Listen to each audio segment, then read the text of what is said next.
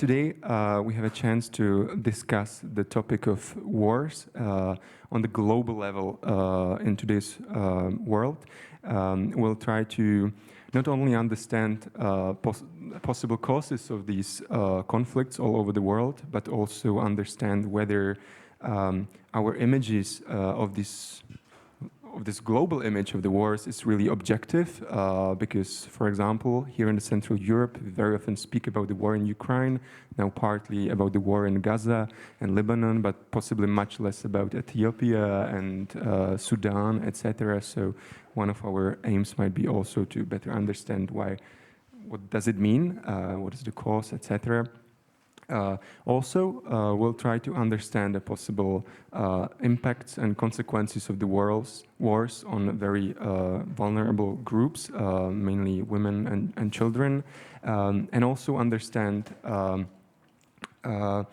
whether women could be more involved in the peace processes and what is the possible new chance and opportunity within this. And to discuss this topic, we have great experts here.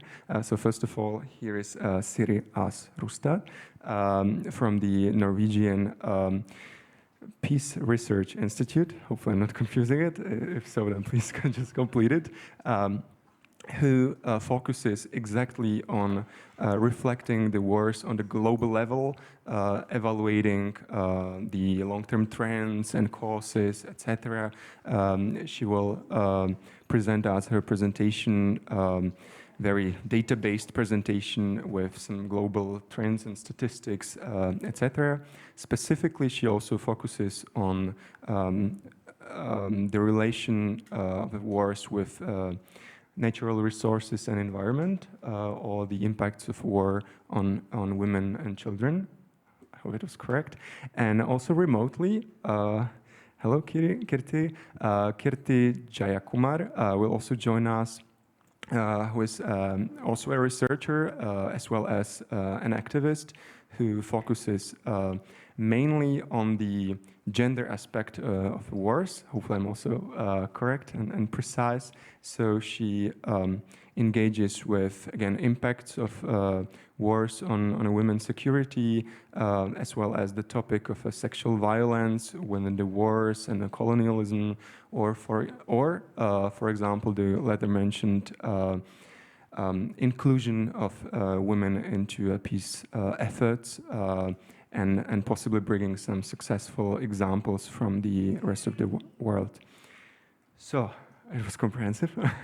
I hope we can start, but the very last practical info.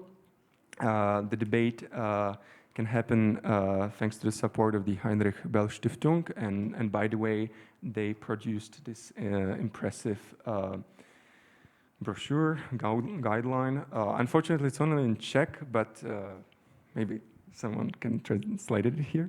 It's about a feminist foreign policy or politics in a daily praxis. And after the debate, I assume it will be somewhere in the corner.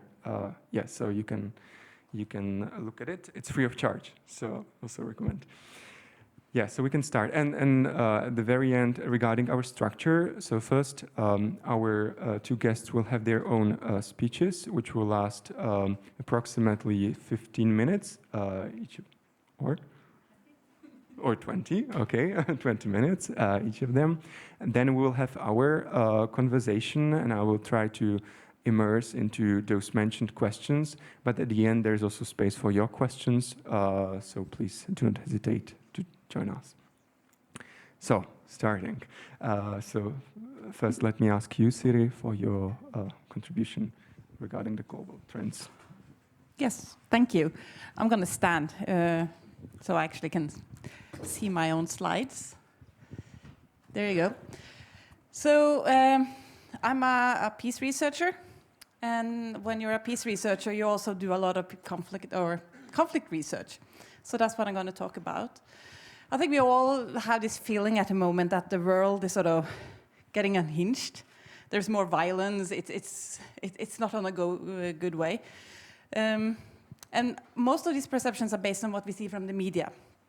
So what I'll try to do here is to maybe dig a little deeper into these these perceptions, sort of nuance it, put some numbers to it, and some reflections. I'm not saying that the perceptions are wrong, but sometimes it's good to get some nuances. So, first of all, when we say conflict, we all get this idea in our head what conflict is.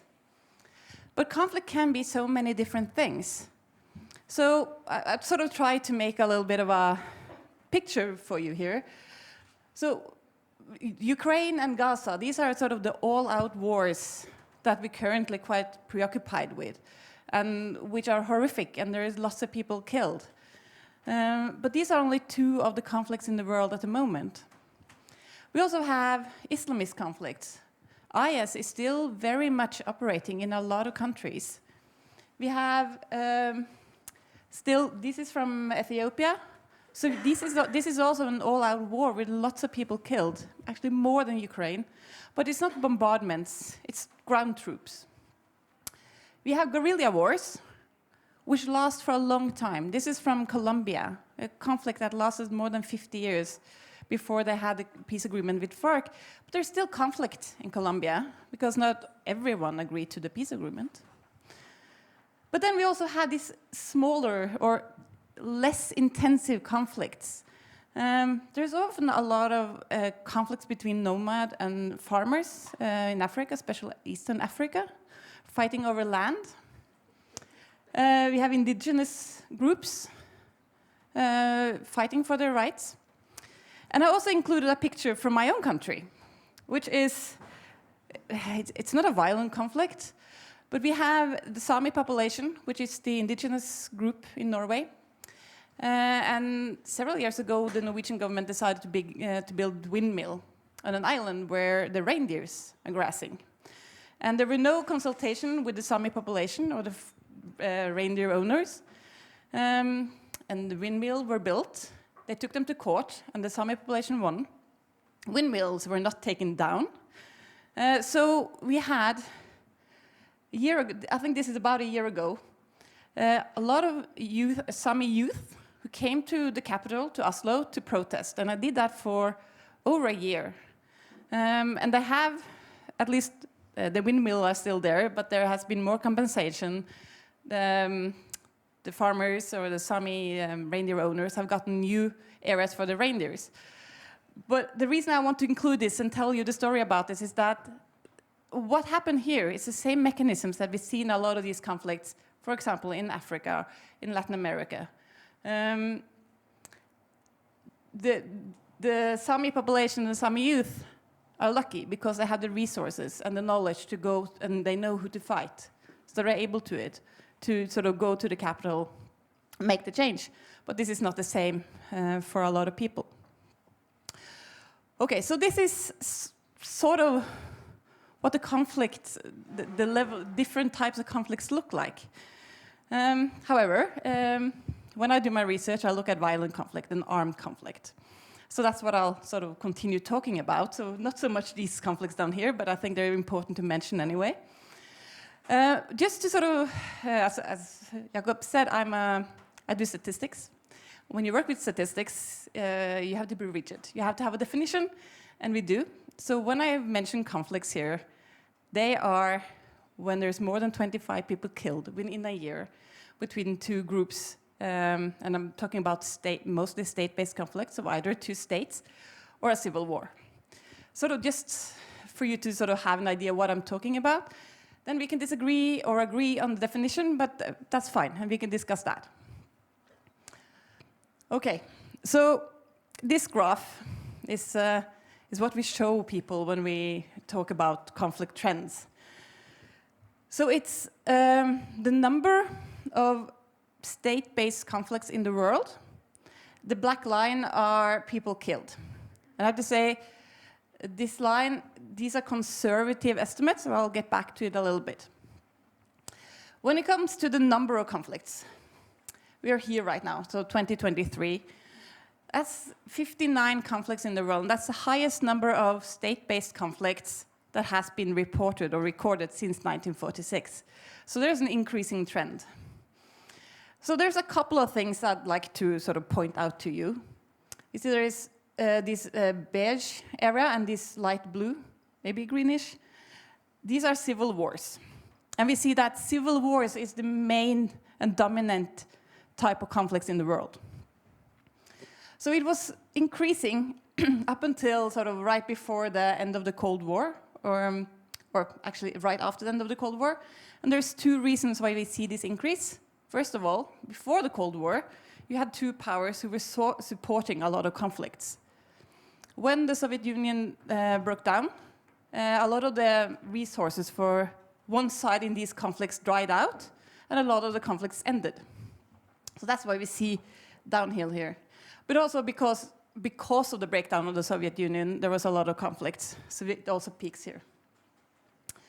So we see a decrease here, this area, this period, which is like 2000 to 2010. This is the period where, if you know Steven Pinker's book, Better Angels, where he says, are we moving towards a more peaceful world? And everyone were fairly positive, actually, in this period. And then something happens. And you can see there's a sudden uprise in conflicts in this period here. And there's a couple of reasons for that. There are more conflicts in the world, there is more tensions, but the specific increase has to do with Islamic State. So in 2014, Islamic State declared that they would make all Muslim areas that were part of their caliphate, not just Syria and Iraq. So what happened was a lot of Islamist groups, like Boko Haram, for example, in Nigeria, pledged allegiance to IS, and suddenly IS became part of a lot of conflicts. So we started counting them as separate conflicts, even though they didn't really. So suddenly, Nigeria had a conflict with Boko Haram and IS. So maybe the extent of conflict, the intensity of conflict didn't increase, but the number of conflict actors increased. And in fact, IS at a point were involved in 16 different countries. That's a lot more than we think about when we say IS, because we think about Syria and Iraq and maybe Afghanistan. But they do have, for lack of a better word, franchised. So you now have a branch in West Africa. You have one in Afghanistan, which is called KIS. You have one in India, Pakistan. So and these are sustaining themselves. So even when IS were almost taken down in Syria, all of these other groups sustained. So that's kind of explaining this a little bit. But even though in the past few years we have seen a decrease in IS conflicts, it's still increasing. We also see this light blue area. These are internationalized civil wars, meaning that there are a third party getting involved in the civil war. This is often a government supporting the government in the civil war, but not always. Sometimes you have a government supporting the rebel group, such as, for example, in Ukraine in 2014, before Russia invaded Ukraine. You had the non-state groups in eastern Ukraine, which were supported by the Russians. And one more interesting thing, or I think it's interesting because this is what I do. So even though we have 59 conflicts in 2023, and this is the highest number, we actually see a decrease in conflict countries. So 59 doesn't mean that there is 59 countries with conflict. One country can have several conflicts. So in 2022, there were 39 countries with conflict, while in 2023, it was 34. So we see an increase in conflicts, but decrease in conflict countries, meaning that within these conflict countries, it's becoming more complex. And I think that is something that's really worth noting, that the conflict landscape is getting more complex in the countries with conflict. Okay. But let's turn a little bit to this black line, which are the battle death. So we call them battle death because these are direct battle death. These are people killed in battle. It includes civilians. It's not just soldiers and combatants killed, but it also includes civilians. But it's not the indirect death, like because of starvation or lack of health. So this period, which I mentioned was the Steven Pinker moving toward a more peaceful world period, we see this or we see bumps, right? We see some bumps along the road here. This is Ethiopia, Eritrea's international or war. Then we have a tiny one here, which is Sri Lanka. And then we have Syria. But then we have a huge spike here. And what's happening here is several things, actually, in these years. We have Yemen. We have the American troops leaving Afghanistan, which turned out to be a very violent period. We have Ethiopia, which is the most violent conflict that we have seen in a short time period since the Cold War. 300,000 people, and that's a low estimate, was killed in 2 years. That's much more than Gaza and Ukraine, but did not get the same attention. We also have Ukraine and Gaza, of course. We have Nagorno-Karabakh in here. So while previously we've sort of seen these violent conflicts now and then, we suddenly now have a period where they overlap and they're continuous. And of course the question is then, is this something that, can we explain this? Is there a reason why we see this? Or is this a coincidence?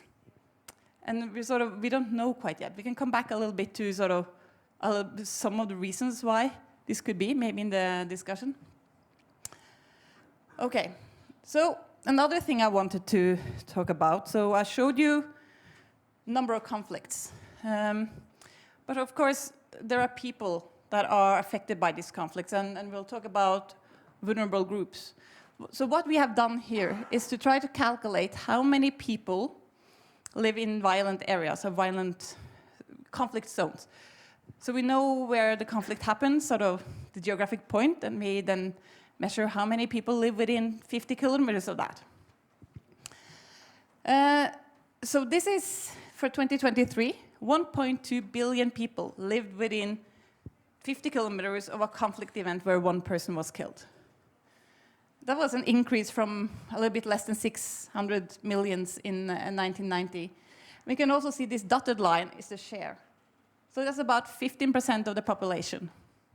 And that's an increase from about 10%.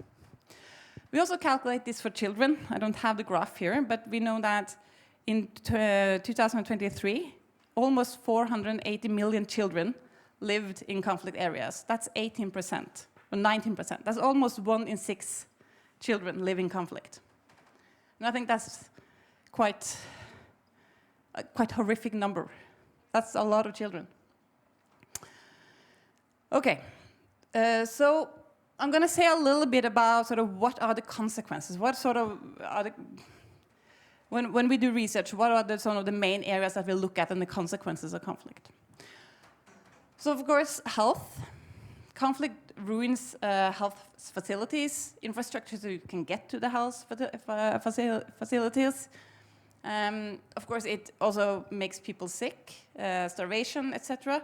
But it's also mental health is a big issue in a lot of these areas, and there is very little help. Environmental degradation.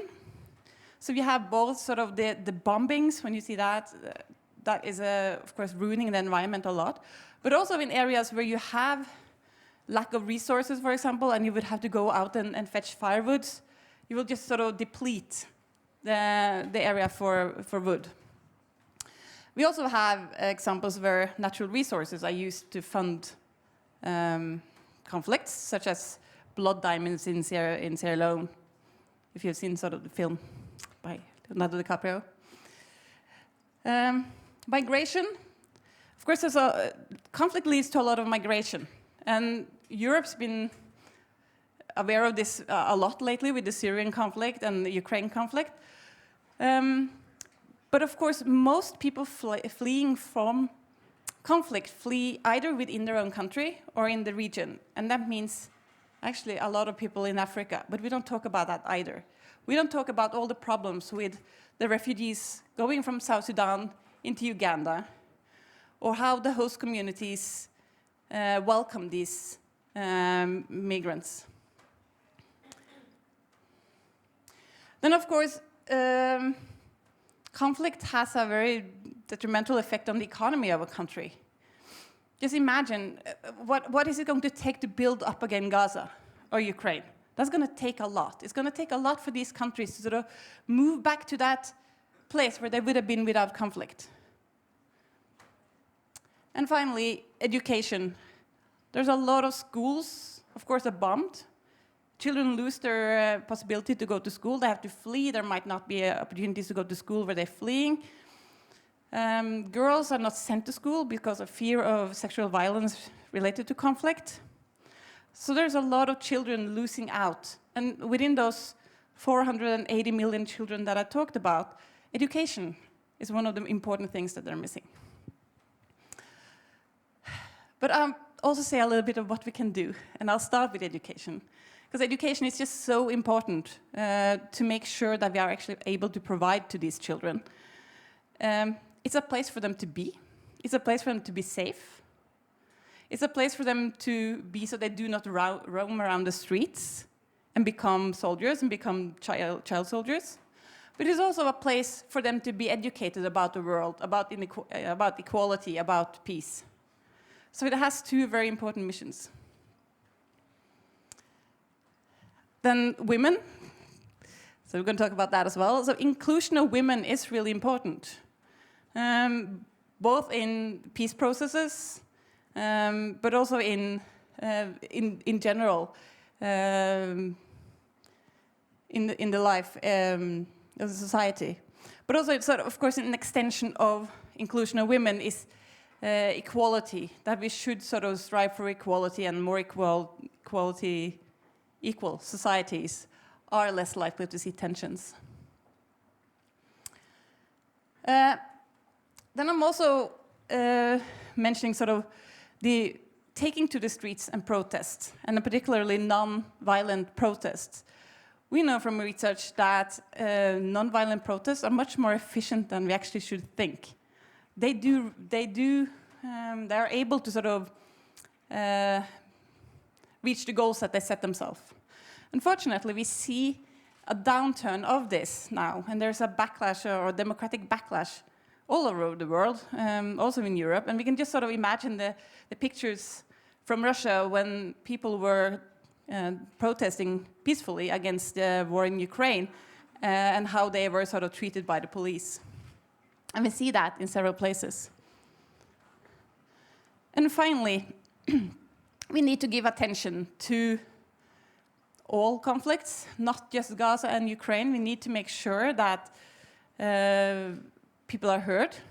So for example, in Ethiopia, as I mentioned, this is one of the worst conflicts that we've seen. One of the reasons why we didn't hear about that is that journalists were locked out from the Tigray region where this happened. Internet was blocked. So we don't know, we don't get the news. But we could all sort of, when we get it, we could all be able to spread it and pay attention to this, and make sure that we give it the focus that it deserves. Yes, thank you.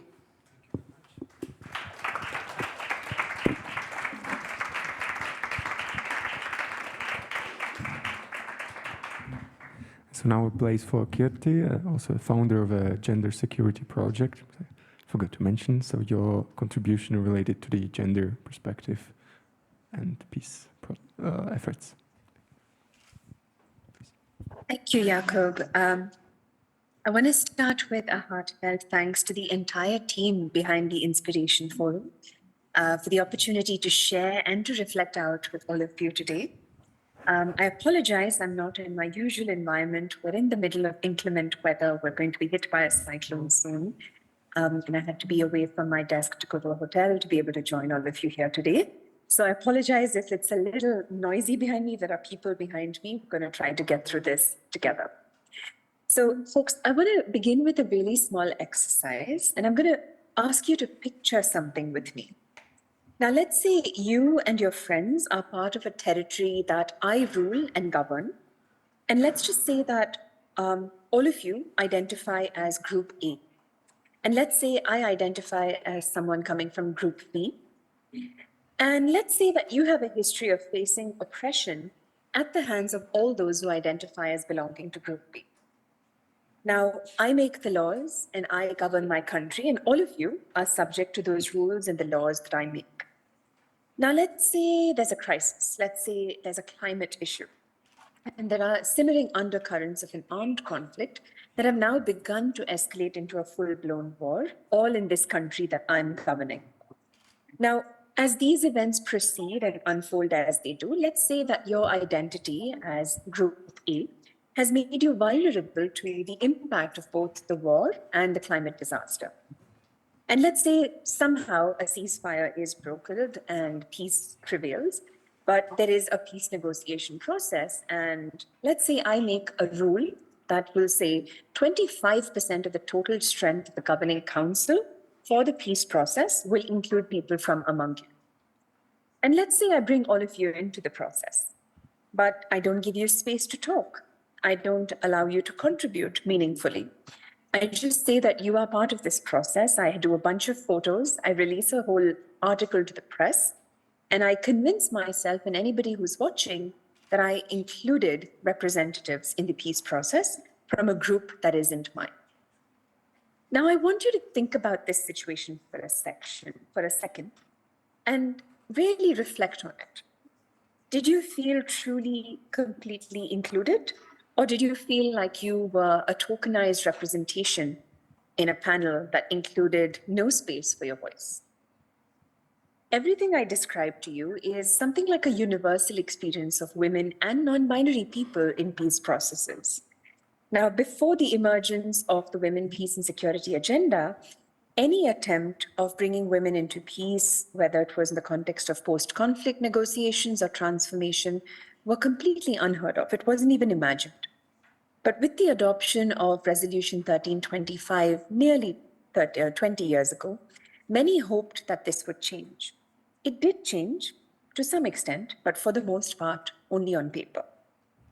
What we saw evolve before was the inclusion of women for the sake of it, a reality that produced an even more difficult situation of adding women and stirring the mix.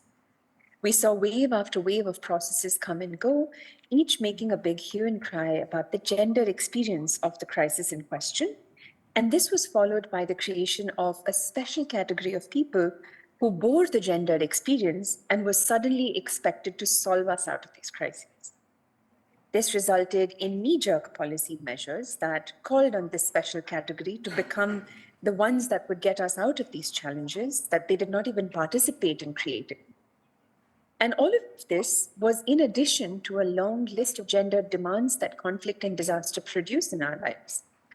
Exacerbated care work burdens, domestic work burdens, and breadwinning in the fleeting window of time where gender roles are subverted when men went out to fight a war.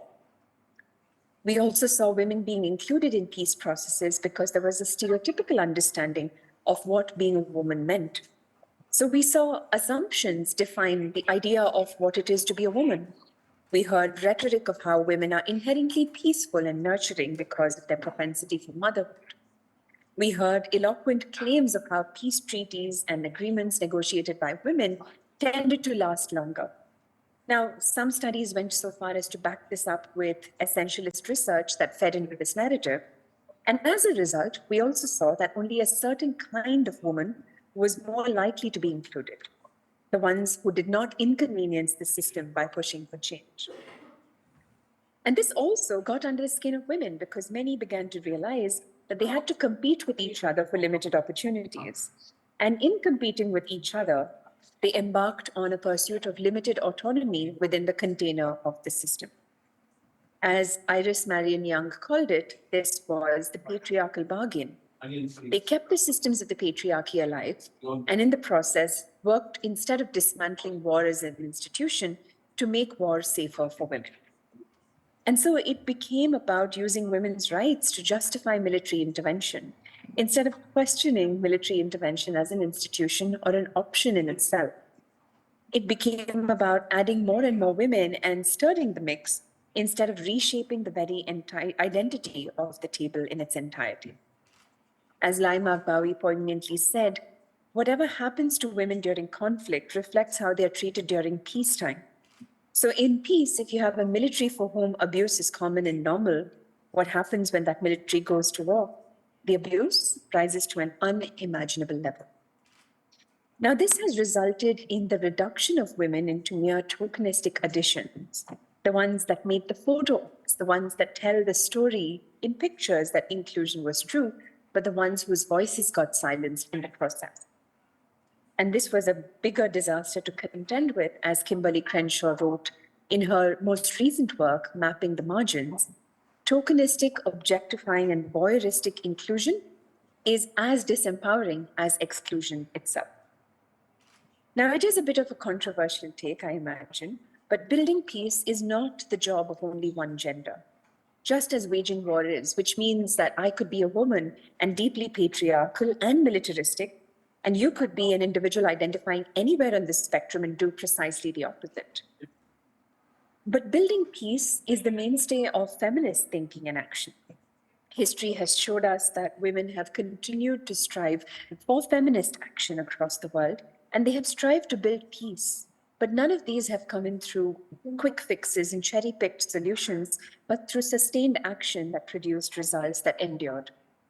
So when we reflect on the body of work of feminist movements from the majority world, it's quite clear to us that efforts toward building peace have been around for long. Whether it is reclaiming agency over land and resources or pushing back against the imposition of a civilized world order, there have always been efforts to resist the imposition of the colonial other. And I want to take you down a walk, the history of the majority world, to show you some of these movements as women have mobilized together. The first of these is the story of the radical grandmothers of Thailand who mobilized across lines to economically sustain their activism and receive advocacy support beyond borders, without their agency being steamrolled in the process. They successfully shut down the mining operations that they resisted for 2.5 years with support of women's actors and women activists across the world.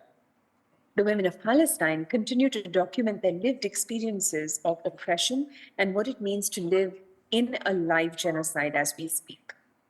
For long, they have been preserving their histories through tatreez, an embroidery form, to continue to resist colonialism and occupation while still allowing their indigenous practices to thrive.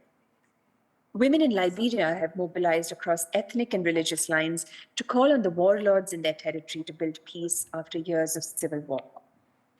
Mothers, daughters, wives, and sisters of soldiers in Sri Lanka brokered a ceasefire through a track-to diplomacy process, initiating peace when the system did not step up to do so. Closer home to where I live, the Deccan Development Society comprises women from indigenous and oppressed caste groups who continue to preserve agricultural lands and forest cover in the face of urbanization, gentrification, and the erosion of their lands for corporate greed. The Dalit Lives Matter and the Black Lives Matter movements have seen women mobilize across lines across the world to talk about systemic oppression in the face of a world order that made no place whatsoever to them. In this very moment, we have seen the mobilization of women to talk about conflict-related sexual violence, whether that is in Tigray in Ethiopia, or Ukraine, or Gaza, where we see reproductive genocide unfold in chilling numbers. And all of this is coming at a time when the world is seeing the 30th year of the Beijing Declaration and Platform for Action nearing us. The platform where Hillary Clinton infamously said women's rights are human rights once and for all. But a little known story of that movement and that moment where Hillary Clinton made that statement is one of intersectionality. In the run-up to Beijing, women in both the Nairobi and Copenhagen conferences talked about what it meant to face oppression not only at the hands of the patriarchy, but also at the hands of a system that had privileged certain women to the detriment of a larger group. I guess the point I'm trying to make here is that the women who mobilized for peace did not do this because there was an inherent tendency to be peaceful, but because they found the limitations in a deeply militarized world and recognized that the patriarchy had also gotten under the skin of the women's movement. These women mobilized for futures of inclusion, not because they have the solutions to get us out of the problems they did not create, but because they dared to invest in radical imagination and see a world that brought peace first and care first, instead of peace after and care as an afterthought. These women succeeded because their approach was not leave no one behind, but rather include everyone from the start. They began from the margins. They knew what the view from that seat to the table was like, and even worked hard to dismantle the table in itself. So if you ask me, among a woman, a man, or a non-binary person who's most likely to build sustainable peace, I would say the one among them all that is willing to be queer and feminist in their thinking and acting on that thinking would actually deliver us to that peace. Let's not restrict ourselves to age-old tropes where we think that women will bring us peace or that men will bring us war alone. We as people, as human beings, regardless of our gender, owe it to ourselves to dream of a future that's peaceful and act on that dream. And so I will leave you with these beautiful words from Adrienne Marie Brown, who says, imagination is one of the spoils of colonization, which in many ways is claiming who gets to imagine the future for a given geography.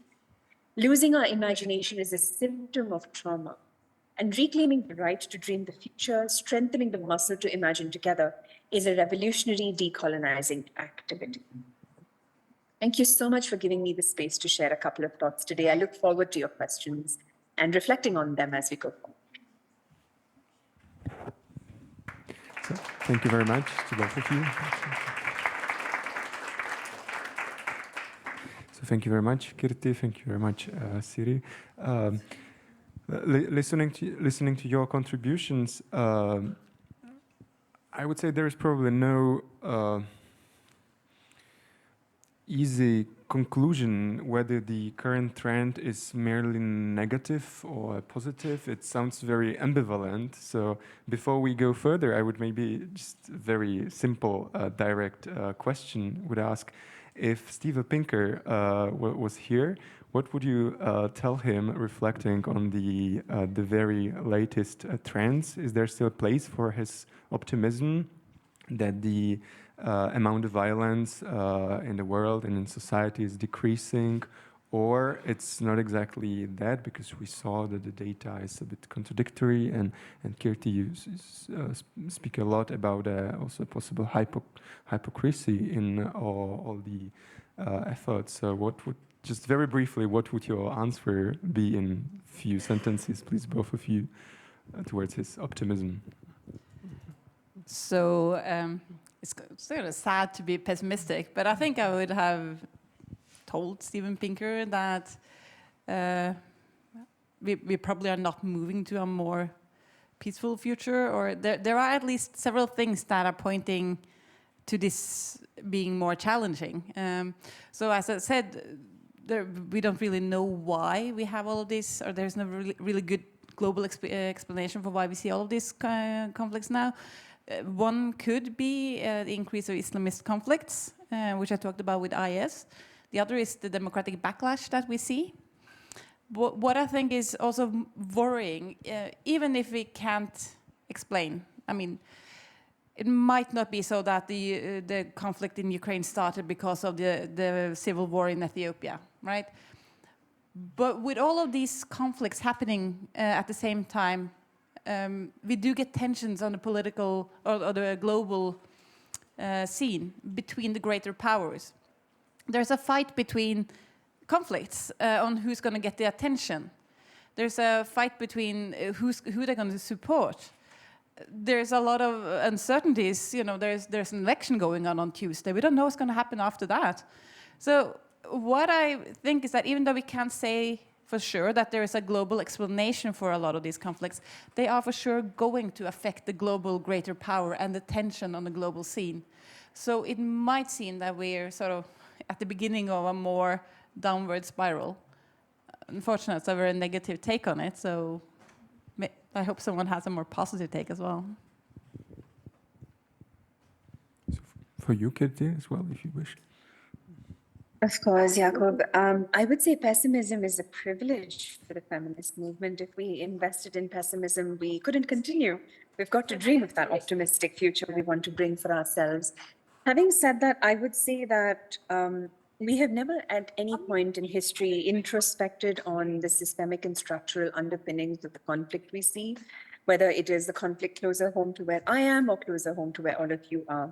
if we paid attention to the ways in which the world is ordered in a structural form, if we paid attention to how power is enacted, if we paid attention to how we continue colonization, it's just that the format is a bit different, we might actually be able to address the root cause of conflict.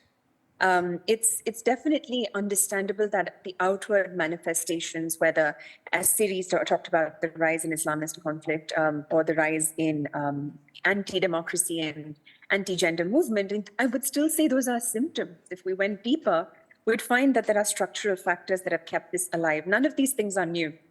We've always had them. They were either at scale or much smaller in different parts of the world. So I think it's about paying attention to how power has been enacted and then looking to dismantle that. Thank you. Maybe following your last words, I would also like to return back to evaluating this global picture of a latest trend of the wars since 2010. Targeting the roots and structural roots, possibly, do you think it's possible to identify really any causes also on the global level of this new trend? Or do you think that even the rise of Islamism, for example, it's just a coincidence of some very local specifics, or what might be behind this growing line, if it is possible to say, or you can definitely disagree and say no. I think it's really hard to sort of say that there is a specific cause. I mean, there's been previously we had sort of more systematic explanation for why we see the rise and downfall of conflicts, such as the Cold War, for example.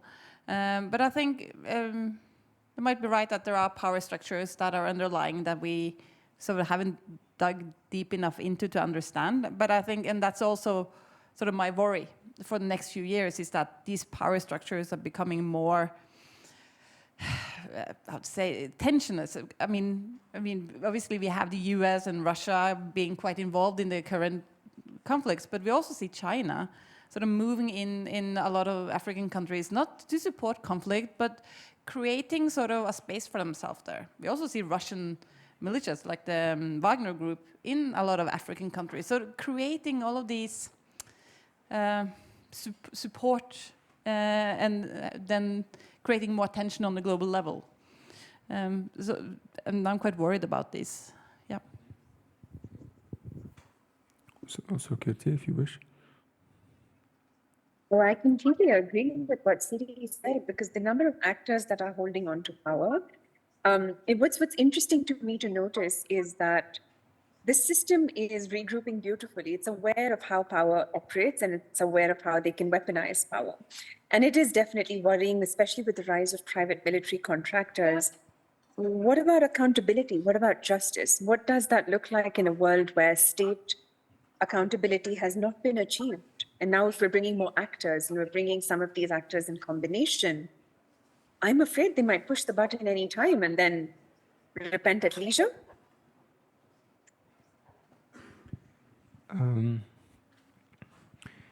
Reflecting on how there's a global picture of the wars in today's world is not reflected in data directly, but rather in our public discourse, public debates, and media coverage, etc. Let's say here in Europe, or also, Kirthi, from your perspective, as you see it, would you say that our images of the wars in the world, our perceptions, etc., are, or to what extent they are objective, and to what extent there is a certain selectivism, etc. Or you mentioned the Ethiopia, which might have been much more harsh and brutal than even the war in Ukraine and Gaza together. So again, how would you evaluate our images of the wars in the world from our European perspective, let's say, or when you look at it, Kirthi, also vice versa from your perspective? I think it's quite clear that there is a skewed perspective on what's going on. I mean, the reason why we feel that the world is becoming more violent now is because of the war in Ukraine and the war and the war in Gaza. if it hadn't been for these two conflicts, and it only had been Ethiopia, which was gruesome, and the conflict now unfolding in Sudan, which is also becoming really, really harsh. It's like 1/3 of the people in Sudan are fleeing. There is really tough conflicts in Myanmar. But if it hadn't been for these two conflicts that are close to us, we wouldn't have had this feeling, I'm pretty sure. Even though we would have seen the spike on the graph that I showed you without these two conflicts. And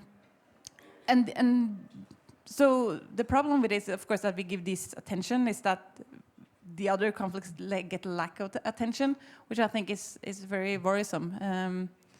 So yeah, we're definitely affected by that.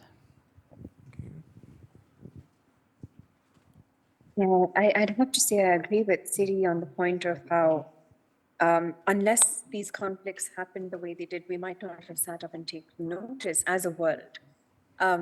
Going back to history, this is again not something that's new. Holocaust and the murder of 6 million Jews in the Holocaust is in every history textbook because the people who were targeted were white. Winston Churchill orchestrated a similar genocide in my country by bringing in a famine, but that story is not told. Winston Churchill is upheld as a war hero.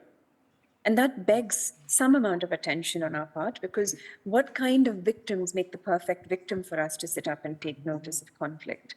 What other victims become mere data points or spikes on a graph or numbers in a report that we can cobble away and forget? It's an absurd thing in this moment that we're alive, watching a genocide unfold in the palm of our hands, not in one place, but in 4 different places in the world. And yet, it is also true that we are the kind of world that brings in the idea of scientific data collection into all of these processes. How do I give you scientific data if the war is being enacted in my body? How do I stand evidence if my life and my entire family is being erased in the process? What are we seeing by bringing in scientific rigor practices to measure destruction? Is one life not too much? Is the loss of one life not enough for us to step up and say war as an institution needs to be retired? And does that life have to be white for that to be taken note of? Or does melanin like mine not get that attention, and why? And what do you think might be the criteria or the reasons how we draw our attention to some wars? You mentioned, for example, that some of them might be closer to us, but what does it mean? Is it only the geographical aspect, or are they closer in some other aspects? Because in fact, the Gaza is not much further from us than Libya, for example, or Syria, which again might have been much more brutal in the long-term perspective. Oh, okay, it's relative, but still, I would say the attention between the Gaza and Syria is quite disproportional. So is it again just a coincidence, or do you see there any possible causes of these disbalance and selective focus? I think pointed to it, right? These are white the people who get killed, and that matters, and it's close to us, obviously. But I think it feels like it's much closer when there is people looking like us that gets killed. Unfortunately, I think it's not a fun thing to say, but I think that's just the way it is. One thing that the consequence of this is also sort of the increased frustration in places like Sudan, for example, and Ethiopia, not getting the attention, but seeing the attention that other conflicts get, and creating this even wider divide between people is like, I think that's extremely frustrating. Kirthi, if you also wish. Thanks, Jakub. I think Siri said it beautifully for the both of us. Okay. Sorry, Siri, I'm just piling on your words there, but I agree deeply. No problem. Maybe I think at this moment, to not steal the whole time, I can continue with my questions, but at the same time, I can also give you a space. So here, in the audience, please. Yeah, but please, if you can speak to the microphone.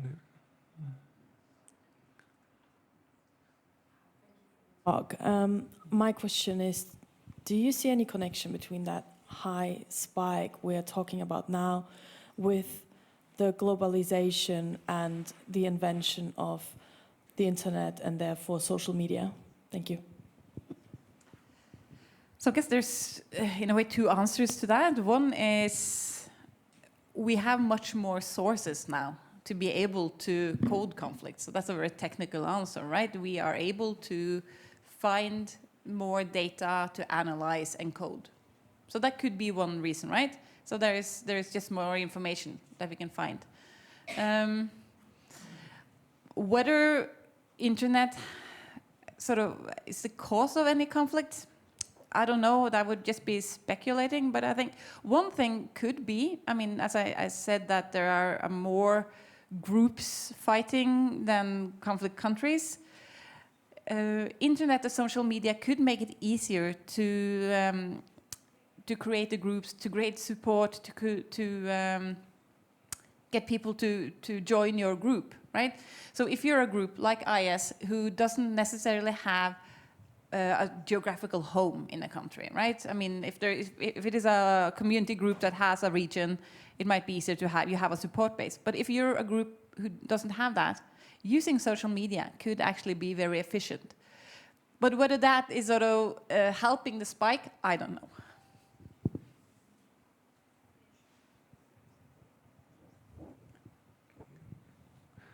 Okay, there is also another question. Thank you for your inspiring lecture or debate. My question is about gender system and division of power in the conflicts, because historically the violent conflicts, it's the playground of the men, and the women are typically in the position, or were typically in the position of the worst victims without any power to make a history or their own lives. They are in the position of the more threat than men in the conflicts, for example, as you mentioned. What is the mechanism how to change completely this very long, very strong gender system to for women to become from the innocent and powerless victims to the peacemakers, or the most important person in the path toward peace? Thank you. Maybe specifically for Kirthi? Sure. Thank you so much for that question. I wish I had an absolutely perfect answer for you, but it's something so many of us in this space are searching for. But to make a start, I'd say the first thing we should think about doing is to share power. We've been hearing a lot of dialogue around shifting the power, where there's dialogue about making men give up their power to women. That's not going to help anyone. I think we need to find a way to share power, because society includes all of us. So with that process of sharing power, we've also got to prioritize justice, because what we see happen to women in conflict is because these injustices are normalized in peacetime, or what we call peacetime. So if we prioritize justice, if we prioritize power sharing, then it becomes a level playing field for those that are involved to define what that peace would look like. We've also in the process got to decolonize our idea of peace and justice, because they are not single destinations. We're a world of diverse people, so there are diverse pieces, there are diverse ideas of peace and diverse approaches to it. And we've got to be able to recognize a world of a pluriversal nature rather than a universal nature. So part of that process involves some amount of an internal mind shift. I know this is all a bit abstract, but it is the big picture thinking that'll help us see where we fit in the puzzle and start taking action either ourselves or in our communities and societies.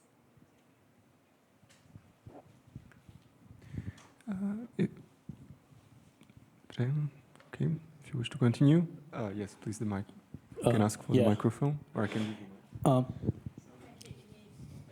give you I have a question over here.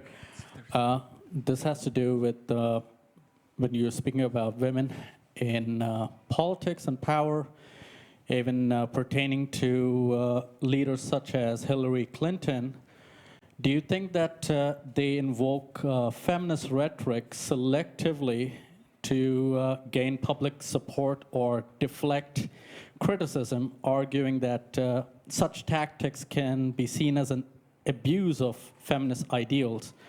I think one more character I can talk about is Victoria Nuland, as well as von der Leyen in the EU, and this is repeated and repeated, but to what extent can people around the world just call it out as it is? Instead of, I mean, they're using feminism as a political tool that can detract from the broader goals of the actual core movement. Maybe again, Kirthi? That was a beautiful question. Yeah, thank you. Thank you so much for naming that and for articulating it. You're absolutely right, because it is like that, like I mentioned, the patriarchal bargain, where women come into positions of power and continue to do the patriarchal thing. And we are seeing this right now as well, right? Kamala Harris, she actually incidentally has her roots in my city where I am at the moment, and I'm speaking to you from. She looks like me, but she is also continuing to peddle the same cis-het, patriarchal, militarized, masculinist, white imperialistic idea of continuing war. So you can see her appealing to grocery expenses being high as the basis for her to be voted in, but you can see that she is sidestepping any claim to want to be feminist in the wholesome sense, or sidestepping any attempt for being accountable, to use that label. So you're absolutely right to say that these people are using feminist rhetoric to get the support they want to get, because it's the cool thing, right? It's the fun thing to say out there, to say that you are taking down men in power, you are taking down the patriarchy, and you're fighting this to be a boss woman. And at best, you're achieving feminism light. You're packaging feminism in a way that makes it palatable for the system without really shifting or changing anything. How do you hold that accountable? Well, that's the tricky part, isn't it? That's the tricky part, because I know that if I, as a woman, stood up and said, I wouldn't vote for Kamala Harris if I was in the US because of her politics, I know that I would be silenced for not being feminist enough. And that's the emotional labor that feminists are investing, because we're fighting among ourselves to clearly center our politics. And in the process, the bigger work is getting undone or just sidelined in the process. So it is an ongoing battle, my friend. I don't believe that we are there yet. It is an ongoing engagement. And it's also partly because the system knows what it takes to divide and conquer. If the opposition to the patriarchy was allowed to unite, the patriarchy wouldn't exist. So it is partly the agenda of the patriarchy to us as feminists and make sure that we don't all get along.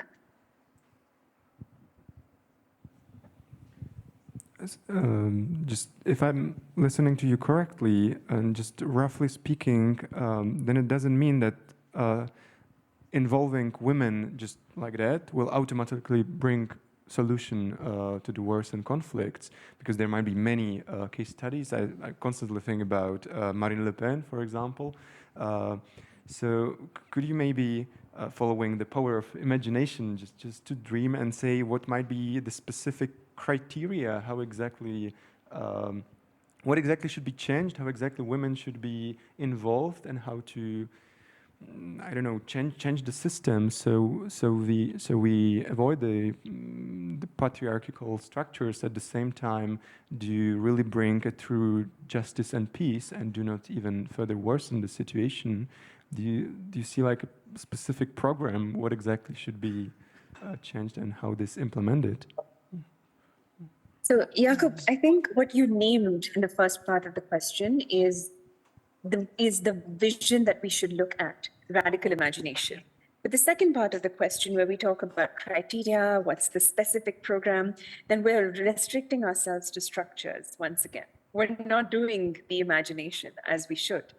So having said that, I believe that the truly feminist future is a feminist future that moves away from every system and structure that is normalizing violence today.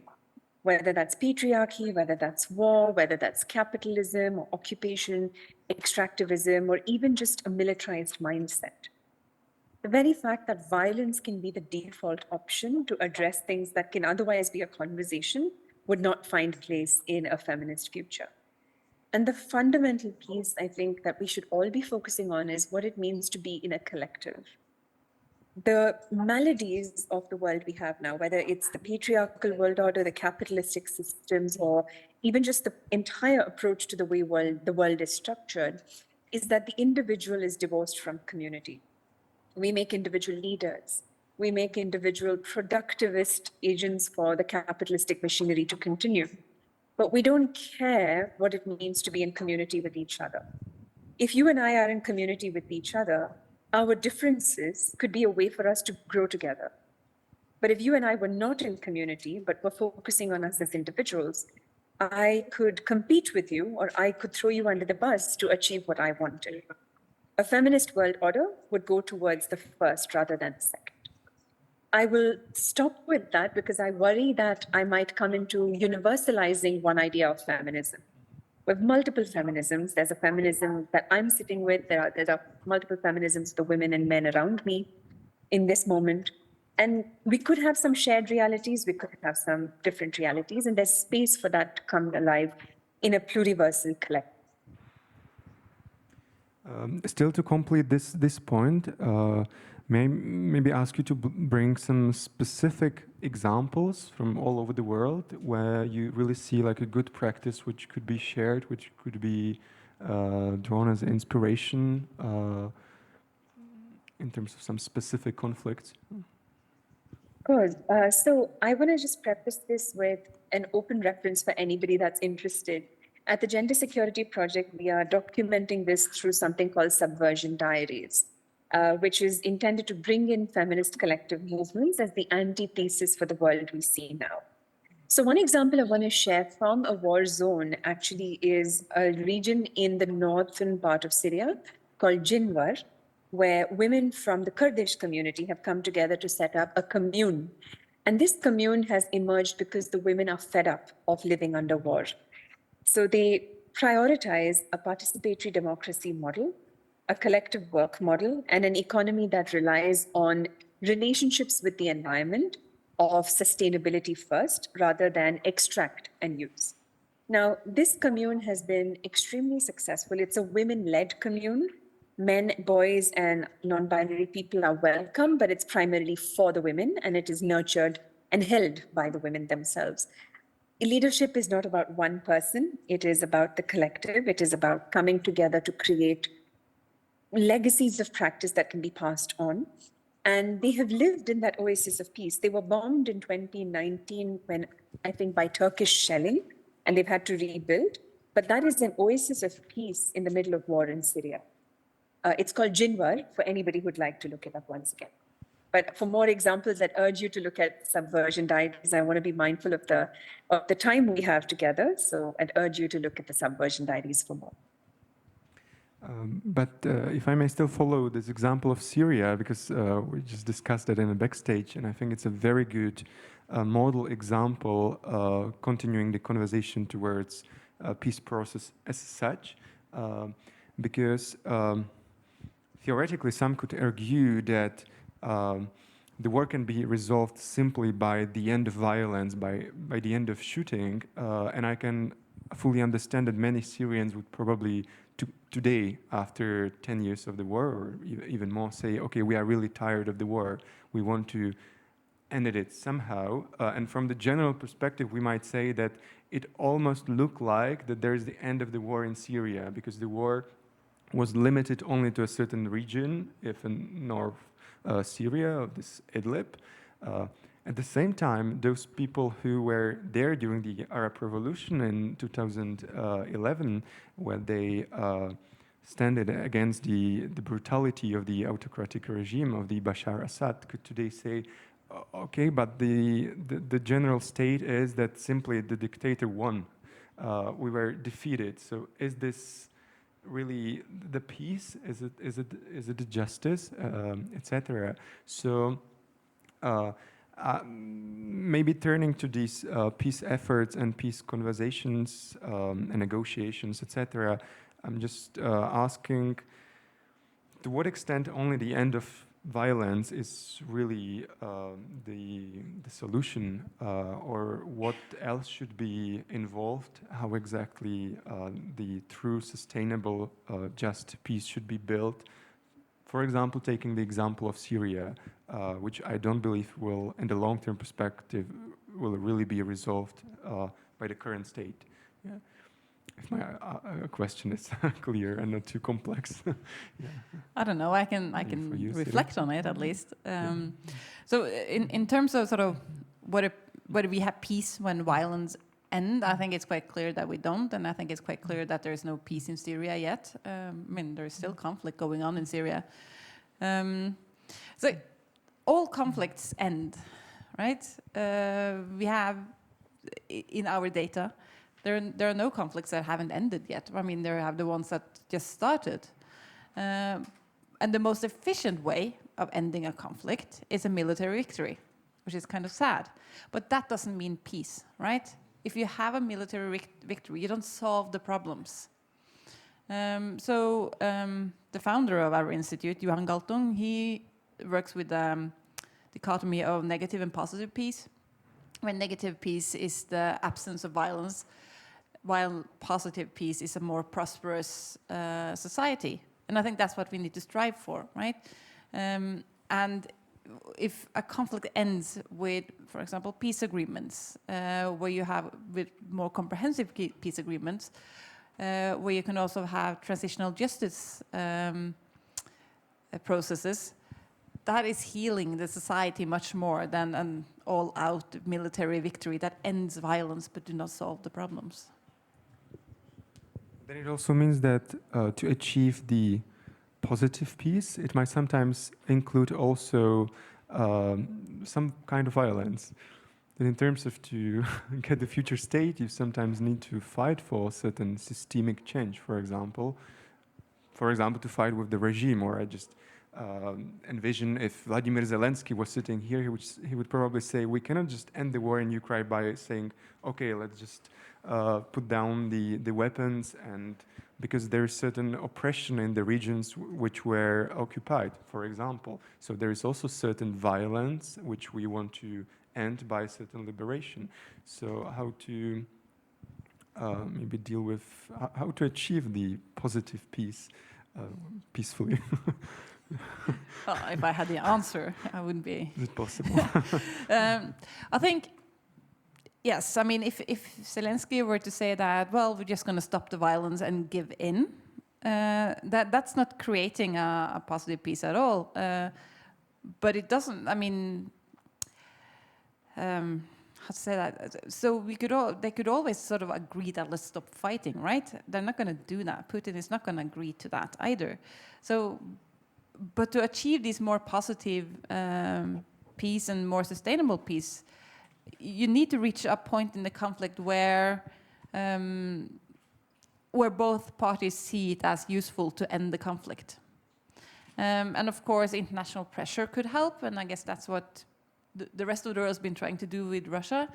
But it is difficult, and that's why we see conflicts, right? Because it isn't easy to end it. So giving again a space to you. Yeah, please use mine. Yeah, Truls Lie from Modern Times. I'm also Norwegian from Oslo.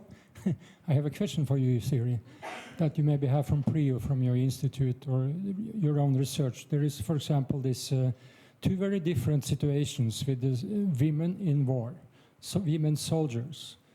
For example, the IDF in Gaza. 50% of the IDF army is women. They have this 3 years training before they go to war. So they are kind of in the same situation there with the men. And also what Kirthi was talking about in the Kurdish in North Iraq, for example. You have these very different female soldiers and also the leadership with 2 persons, for example. So do you think there is something essential, kind of influence towards peace by being a woman as a soldier, or is there something between difference here between female and men, you think? Is there any research saying anything about going to peace because you are a woman when you are fighting a war? I'm almost afraid of answering that question because I'm going to step on, on feminist theories. But I think it's been said sort of, you have women that you just like men and follow the patriarchy, but I think in a peace process, it seems like if you include women, like not just as a token, but like properly included, you get a broader perspective on what should be sort of taken into account. And I also think a lot of the peace processes where women have been included, for example, Colombia, it's because they've been part of the military. And often in a lot of these rebel groups and in certain groups, women are treated more equal than in the society as a whole. So it might be more efficient in the peace process. But I don't, unfortunately, have a very good answer for you. I wish it didn't disappear. We unfortunately lost the connection with Kirthi, so hopefully soon. I was constantly thinking now, listening to you about Israeli female soldiers, for example, whether they are more careful than the male soldiers, or do you have any information about this particular issue? Because I think many female soldiers are among the Israeli army in Gaza, operating there. Or yeah, I think we should be a little bit careful about sort of thinking that, because that is putting women in a stereotypical sort of box. Is that they are more caring? On the other hand, they might be. I don't know. What we also should be when it comes to sort of peace process, because that's what I know a little bit more about than soldiers, is that often when women are included in peace process, it is as the person who's going to make sure that the gender provisions are secured, right? Instead of including women as an expert on other issues. So women become this really sort of, gets this really narrow job or position in a peace process, for example, to focus on making sure that we have gender provision, making sure that there is provision against sexual violence. And I think that's problematic, that we need to include women as a whole in the entire process.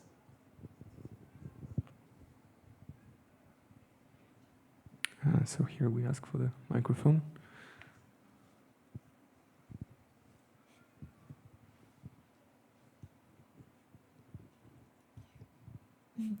So I have a question about peacekeeping missions and humanitarian missions, and the differences in how we protect men and women. I would like to ask, do you think that the peacekeeping missions by the United Nations, for example, are capable of protecting men and women equally? Because I believe in the past, the people who worked as peacekeepers struggled with reflecting on issues that were targeting especially women, such as forced prostitution or sex work. So I'm curious whether this has improved over the years, or do you have any data about this? Unfortunately, that's not an area that I know really well, so I can't really tell you. I know that we've done some research on where we see that also within peace missions, there are, as you point to, forced prostitution and sexual violence. So there might have been, and I don't know if the development, whether that's improved, sort of a lack of understanding on what it means to protect women. Sort of what do women need that are different from men. But I don't have a good answer to you, unfortunately.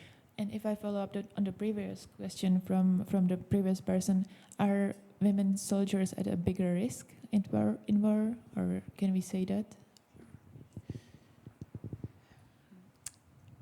I don't know, but I would think they're not, because as I said, I think in a lot of these organizations, women are quite treated well and treated more equal. Of course, if they are taken as prisoners, they might be subject to different treatment than men. But I'm not sure if women soldiers are at a higher risk. Yeah.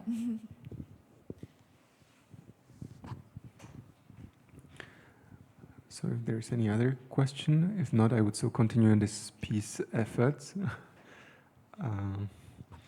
So another provocative question, which we discussed in the backstage, from your global perspective, and also not speaking necessarily only about the ongoing conflicts or very recent conflicts, do you see there really, at least to some extent, successful examples or good examples of successful peace efforts which really build the positive peace and not only ended the violence? You mentioned Colombia, and maybe if you could tell us a little more about the story, how it went, who was involved, or what was really the cause of a positive result, and if we can take any inspiration from that dealing with the war in Sudan, in Gaza, Ukraine, whatever else. So I can't give you sort of any really good examples of where we had a peace and it was a great peace process and you create sustainable peace, because it's always going to be issues in a society after a conflict. When it comes to the Colombian conflict, what was particular or special with that compared to a lot of other conflicts is normally you would have a peace process where you have ceasefires and several ceasefires to sort of build up trust and to test the rebel groups of warlords' ability to control their forces by saying, will you stop fighting?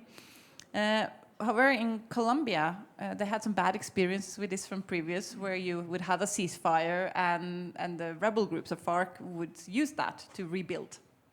So what they did now was that they negotiated while they were fighting. So they did not have a ceasefire until the very end of the peace process. And then you had secret talks in Havana, which included also women. So women were a fairly big part of this process.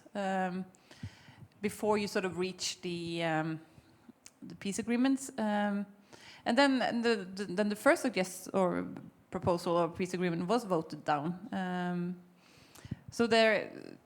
But the problem is, of course, that in Colombia, it's not only FARC that has been fighting, it's also other groups like ELN, and they continue. And then you have some people deflecting to ELN. So even though you have more peace now than you had, it's not perfect there either.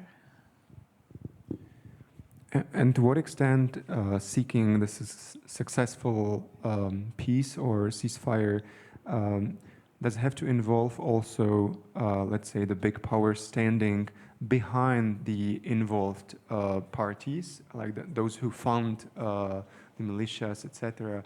And was it also the case of Colombia? Because the war in Colombia started 10 years ago, if I'm correct. It lasted decades. Yeah, it's been lasting for 50 years. So it's been a very long conflict. During the time even the Soviet Union collapsed. Yeah. So I'm not an expert on Colombia, but it's not a conflict where you have had sort of great powers, at least not in the sort of past 20 years that has been supporting them. But there were, of course, external parties involved in the peace negotiations as well, but they were driven by the Colombian government and by FARC. So I think this was, and I think that's an important thing, is that it's hard to have a peace process being driven from external parties. So for example, in Yemen, there were a lot of attempts on ceasefires driven by the UN. But if you don't sort of have the will and the feeling of ownership from the actual parties, it's really hard to follow through, because you might not get the trust that you need and the ability to control your troops. So I think that is one of the key issues as well. And do you see there possibly any criteria in terms of conditions that some certain conflicts have better chance that might be really resolved, for example, because they are not the main interests of the great powers, or there's enough public attention to the conflicts. Is it possible to name some criteria that some wars have a better perspective than some which are absolutely forgotten? Or maybe I'm too generalizing, but just wonder if Gaza has it much more complicated, for example, than Colombia. So I think for sure that if there are external powers behind, like there's more proxy wars, it's going to be more difficult. What we do know is that conflicts, if you're on the graph, the blue area, and which were international civil wars, these are much harder to resolve than other civil wars. And so these are conflicts where you have a third party involved. But then the question is, are they more difficult to resolve because the third party got involved, or do third parties get involved because these are more difficult conflicts? That we sort of don't know, because it could of course be both. But we do, and as the graph show, we see an increase of these internationalized conflicts as well. So yeah, it's becoming more complex, and I think that's an indication of that. Yes, please again. So can we ask you again here, the microphone, please? Since we are in a film festival, I have this question about, I mean, films is usually for the hearts and the minds. And you are doing research, you're coming up with all these numbers.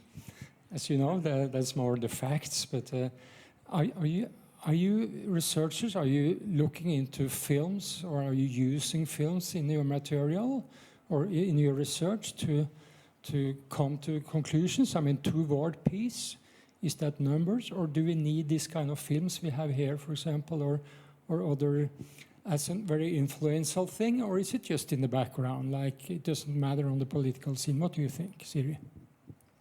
Only as a jury. Yeah, that's a good question. I haven't used films in my research as a source. I think it could be. I had a PhD student who was looking into doing that. I have colleagues who have used cartoons as a way of communicating research. But I think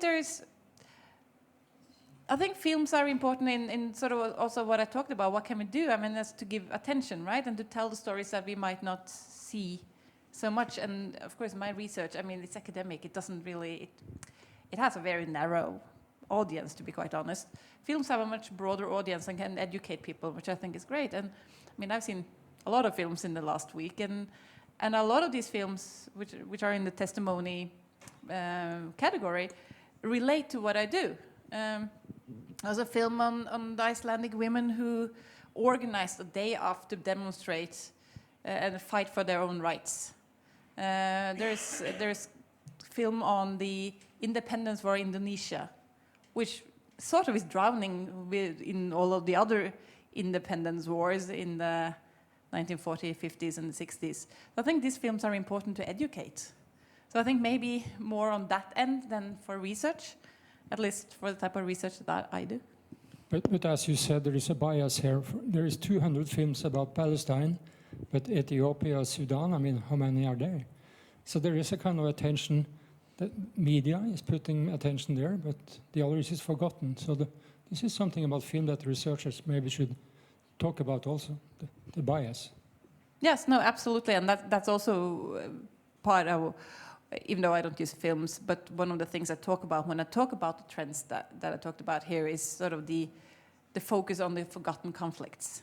So I talk much more about Ethiopia, and I will talk much more about Sudan next year when I present data next year, because it's important to talk about these, and media is forgetting them and not focusing so much on them.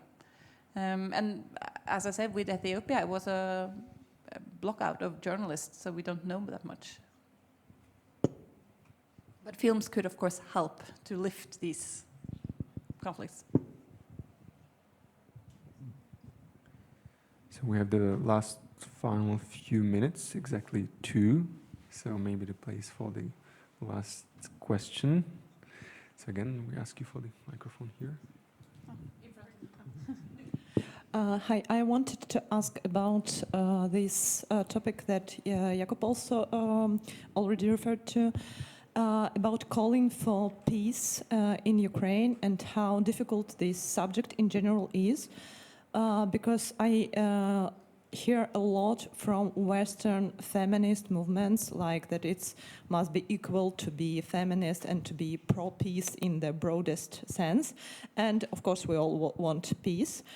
But I think in this specific question, these calls for peace sometimes do no good, because it's like you, if you analyze what this means, it means to have peace on Putin's terms, and it's not a peace, it's not a good thing.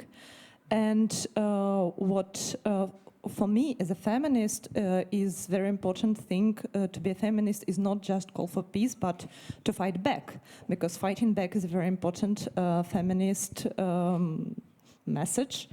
So I wanted to ask, what do you think about this complex agenda in activist circles?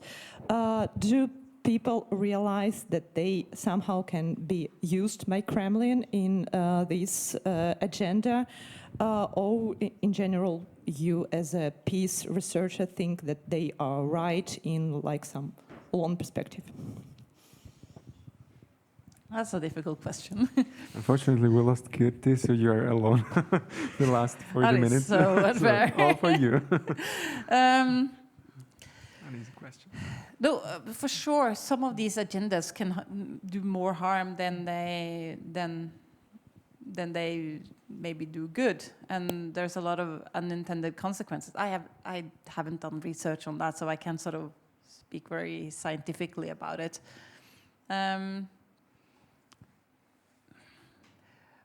But you're sort of asking what my sort of how I view that.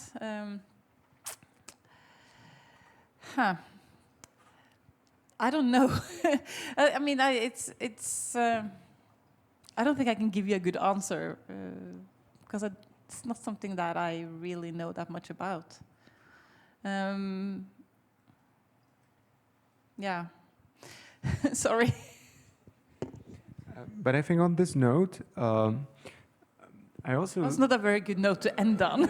No, maybe we can even exaggerate it and relate it to all the conflicts all around the world, because I tend to also say, being a devil's advocate a little bit, that maybe from the global perspective, and especially the peace perspective, we very often see maybe only the violence itself, and want to end it, of course, because we see horrific images.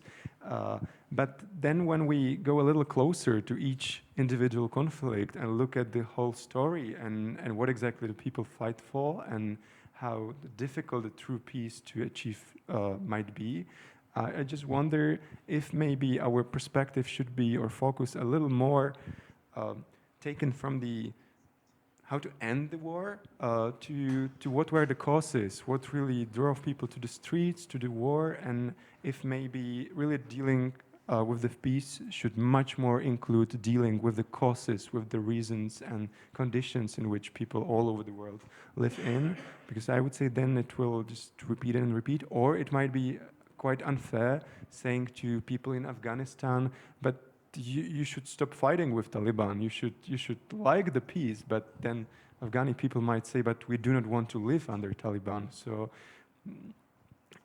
just feeling this need to sometimes draw the attention much more to the causes and what we're behind, and then maybe also speaking about the possible global causes, or what is also our responsibility theoretically, not only in achieving the peace, but also in avoiding the wars all over the world. So, yeah, change the role of a moderator. But just sort of getting back to what I said earlier about so it's easy to end conflicts with a military victory, right? But it doesn't solve the issues. So if you have a peace process, or you have a transitional justice process, you are more able to address these consequences or root causes of the conflict than you are with a military victory. If you have a military victory, you're just leaving all the grievances as they are creating more. And maybe that's the answer to your question. Sort of course, people in Ukraine want to sort of end the conflict on the terms of Russia. They don't want Putin to win.